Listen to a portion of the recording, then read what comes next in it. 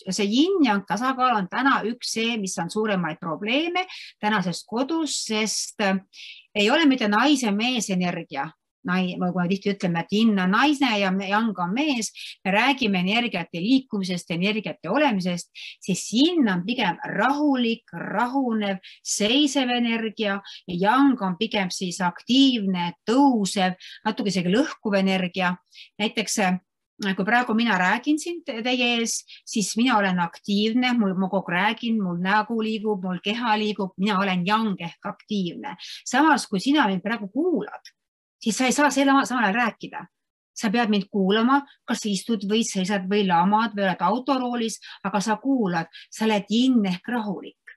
Siis see energia vahetumine toimib. Kui sina samal ajal kargad, hüppad, karjud, sa ei kuule mind, sa ei pane mind tähele. See on tasakaalutus.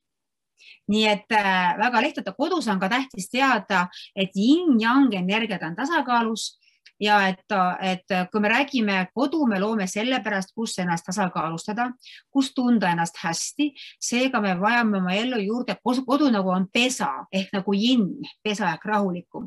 Väljaspool kodu on aktiivne elu, keerad väravast välja, lähed maja uksest välja ja hakkab möll pihta.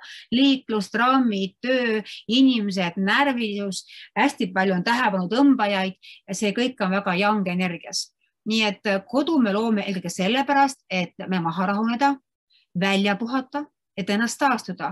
Ka loom, kui tahab ennast välja puhata, tõmbab kerra.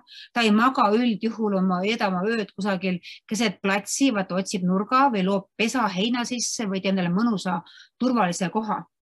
Nii et muidugi ka tänapäeva loomadele, et mõned loomad on tänapäeva energiast nii mõjutatud, et ka juba elavad täiesti keset suurt platsi ja imestavad, miks inimesest täiesti üle astuvad ja on pahased ja kurjad. Et tänapäeva maailm muutub üha enam aktiivsemaks, jangimaks. Meie tähelepanu kistakse laiali mitme asjaga, meil on raske keskenduda ühele asjale, et teha seda hästi.